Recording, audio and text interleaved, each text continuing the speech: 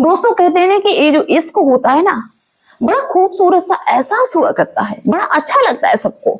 लेकिन यही इश्क अगर हद पार कर जाए, सीमा रेखा को पार कर जाए, ये इश्क जुनून बन जाए, ये इश्क सर पे चढ़ जाए, तो ये इश्क कब बहुत बड़े गुनाह में तब्दील हो जाए, इस बात का अंदाजा भी लगाना मुश्किल हो जाता है। क्योंकि इसके चलते, इस इश्क के चलते कईयों के पूरे पूरे परिवार खत्म हो गए हैं। ऐसा गुनाह कर बैठते हैं जो ये इश्क के चक्कर में नाचने लगते हैं। इसलिए कहा जाता है कि हर चीज लिमिट में ही रहे तो ज्यादा अच्छा होता है। लिमिट में जो भी क्रॉस हो जाए ना, वो फिर बहुत बड़े गुनाह का ही रूप ले लेता है। दोस्तों, आज जिस घटना के बारे में हम आपको बताने जा रहे हैं, और इसको सुन के आप हैरान रह जाएंगे कि भला कोई ऐसा कैसे कर सकता है। किसी की आंखें इस हद तक कैसे बंद हो सकती हैं।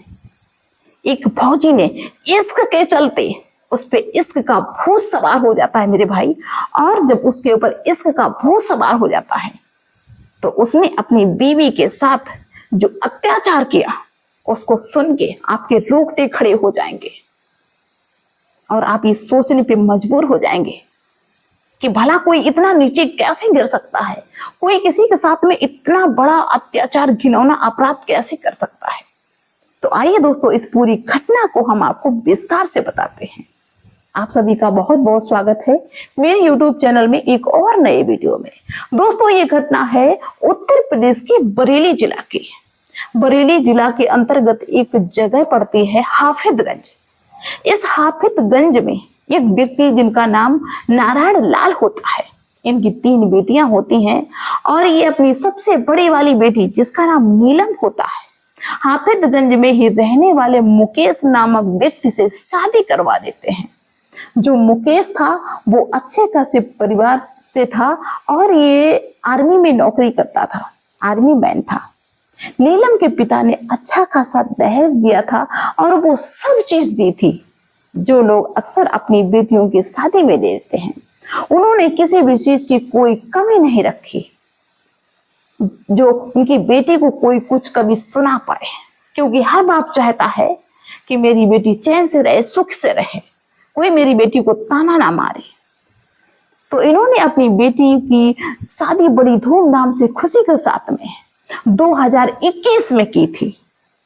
लेकिन दोस्तों, जब ये बेटी अपने ससुराल पहुंचती है तो इसने देखा कि जिससे इस बेटी की शादी हुई है वो तो बहुत बेवकूफ, उसके ऊपर किसी और लड़की का भूत सवार है। जब इस लड़की को ये पता चलता है तो इसकी रूह कांप गई, क्योंकि इस दुनिया में कोई भी लड़की ये नहीं चाहेगी कि उसका पति किसी और से बात करे, किसी और से मिलने जाए। कोई लड़की अपने पति को बांट नहीं सकती है, गरीबत बर्दाश्त कर लेगी, लेकिन अपने पति को बर्दाश्त नहीं कर पाएगी कि उसका पति किसी और लड़की से बात करे। लेकिन फिर भी काफी लड़कियां इस उम्मीद में रहती हैं कि चलो कोई बात नहीं, समय रहते ये समझ जाएंगे, जब इनके ऊपर जिम्मेदारियां आएंगी तो ये समझ जाएंगे। वैसा ये नीलम भी सोचती है। नीलम वहां रहती है, उसका पति उससे बात भी नहीं करता, ना तो उसके पास में बैठता है, ना कोई हालचाल पूछता, कुछ भी नहीं। अगर नीलम कुछ कहती है तो वो लड़ाई झगड़ा करता है, जोर से चिल्लाता है। नीलम कुछ भी नहीं कहती, वो भी बेचारी ये सोचती है कि कोई बात नहीं, समय के साथ में ठीक हो जाएंगे। यूं ही दोस्तों समय बीतता जाता है। 21 भी पूरा चला गया, 22 भी पूरा चला गया। लेकिन जो मुकेश था, इसका रवैया दिन के दिन अच्छा नहीं हुआ, बल्कि खराब होता चला गया। अब ये नीलम बहुत ज्यादा परेशान कि अब ऐसा कब तक चलेगा। यहाँ तक कि वो मुकेश जिस लड़की से बात करता था उसकी फोटो दिखाने लगा, उसकी वीडियो दिखाने लगा, कॉल रिकॉर्डिंग दिखाने लगा और उसके सामने फोन करने लगा, कहने लगा कि हाँ हम उससे बात करते हैं तो मेरा क्या कर लेगी, हम आर्मी में हैं तो मेरा कुछ नहीं कर सकती, हम तुझे छोड़ देंगे, हम तुझे तलाक दे देंगे। नीलम बेचारी बहुत परेशान होती है, वो अपने पति का टॉर्चर सहती रहती है। पति मारता है, पीटता है, मार खा लेती, लेकिन कुछ भी नहीं कहती, क्योंकि दोस्तों ऐसे जल्दबाजी में कोई लड़की मेरे हिसाब से रिश्ता नहीं तोड़ती है, क्योंकि सभी को अपने माँ बाप की इज्जत प्यारी होती है। लेकिन दोस्तों मुकेश का रवैया नहीं बदलता है। जब नीलम ये जान लेती है कि ऐसे नहीं सुधरने वाले हैं, तो नीलम इसका कड़ाई से विरोध करती है। नीलम कहती कि कैसे तुम उस लड़की से बात करोगे, नहीं करोगे। जब नीलम उस पर सख्ती करती तो उसको बिल्कुल भी बर्दाश्त नहीं होता है। अब वो नीलम को इतना टॉर्चर करने लगा, इतना टॉर्चर करने लगा, यहाँ तक कि जहां वो ड्यूटी करता था वहां से फोन भी नहीं इसको करता। ये मुकेश सिर्फ उसी लड़की से बात करता जिसके लिए वो पागल था। और कभी कभार अगर अपनी पत्नी के पास फोन भी कर दे तो कोई अच्छी बात नहीं, गाली गलौज करता था, उल्टा सीधा बोलता था। नीलम को यही नहीं लग रहा था कि मेरी शादी हुई है, उसको लग रहा था कि ये दुनिया कैसी हो गई, मैंने तो बहुत बड़े सपने देखे थे, ये क्या हो गया। दोस्तों सन 22 भी खत्म हो जाती, 23 भी खत्म हो जाती है, लेकिन नीलम की जिंदगी में एक छोटी सी खुशी ये आ गई कि उसका एक बेटा हुआ यानी सबके बीच में। तो वो अपने बेटे के सहारे अपनी जिंदगी को काट रही और सोच रही कि हो सकता है कि मेरा बेटा हो गया, संतान हो गई तो शायद इसका दिमाग सही हो जाए। लेकिन मुकेश का दिमाग सही होने का नाम ही नहीं ले रहा। काफी लोगों से नीलम ने कहा कि इनको समझाओ, लोगों ने प्रयास किया, वो किसी की बात नहीं मानता। ऊपर से अगर उसको पता चल जाता कि नीलम ने ये बात कहलवाई है, मेरी पत्नी ने कहा है इनसे कि मुझे समझाए, तो वो नीलम को इतना मारता, इतना मारता, और तब तक मारता रहता था जब तक वो बेहोश नहीं हो जाती थी। इसका टॉर्चर इतना बढ़ता गया, इतना बढ़ता गया। दोस्तों क्या होता है कि 2024 आ जाती है और ये लड़का 12 मई 2024 को अभी छुट्टी लेके आया 1 महीने की। और छुट्टी लेके जैसे ही वो अपने घर पे आता है वैसे ही वो अपनी पत्नी से इस बात के लिए जिद करने लगता है कि तुमको मेरे साथ में रहना है तो रही आराम से, लेकिन हम शादी अभी इसी छुट्टी में उस लड़की से शादी करेंगे। तो कौन पत्नी ऐसा चाहेगी कि उसका पति दूसरी लड़की के साथ में शादी करके लाए। वो विरोध करती है, कहती कि कैसे तुम शादी करके लाओगे, हमारा बेटा है, कोई दूसरी लड़की नहीं आ सकती है। जब वो नीलम इसका विरोध करती है तो मुकेश उस अपनी पत्नी को इतना मारता, इतना मारता, इतना मारता है कि उसकी हालत खराब कर दी।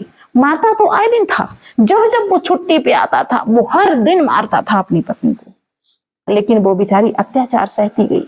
लेकिन उसने अब तो हद ही पार कर दी। वो जिद करने लगा कि मुझे उसी के साथ में रहना है, उससे शादी करनी है। बेचारी टेंशन में कि अभी जिंदगी कैसी हो गई। जब वो विरोध करती तो इतना मारता है, यहाँ तक कि नीलम की जो उंगलियां थी वो फट गई और कलाई फट गई, जो ये स्किन होती है ये निकल गई, ये फट गई, बहुत सारा खून बहने लगा। नीलम रो रही है। किसी का पति अगर ऐसा करेगा तो वो क्या सोचेगी। दोस्तों इतना मारा कि उसका हाथ फट गया, लहू लुहान हो गया, खून बह रहा है। अभी भी इस दरिंदे को चैन नहीं पड़ा। इसने पता क्या किया, अपनी पत्नी का हाथ पकड़ा जबरदस्ती और सिलाई वाली मशीन से हाथ को सिलने लगा कि तेरा हाथ फट गया, चल सिल दे। आप समझिए कि उसके अंदर अपनी पत्नी के लिए कितनी नफरत होगी, जो इतना मारने के बाद उसको चैन नहीं मिला और उसने सिलाई मशीन से अपनी पत्नी का हाथ सिल डाला। सोच के देखो कि आपका हाथ कोई सिलाई वाली मशीन से सिल दे तो वो कितना बड़ा दरिंदा होगा, कितना दर्द होगा। सोच के देखो कितनी नफरत होगी उस आदमी के अंदर अपनी पत्नी के लिए, जो उसने इतना बड़ा कदम उठाया। जब नीलम का हाथ उस सिलाई मशीन से सिलता है वो लड़का, तो वो बेहोश हो जाती है, बेहोश होकर गिर जाती है, उसको होश नहीं रहता है, क्योंकि दर्द भी बर्दाश्त करने की हद हो गई थी। वो पहले इतना मार चुका था, ऊपर से मशीन चला दी। अब उस लड़की को बेचारी को होश नहीं रहा, बेहोश हो गई। जैसे तैसे इसने मार पीट के उसको होश में फिर लाया। 1 घंटे बाद उसको होश आया।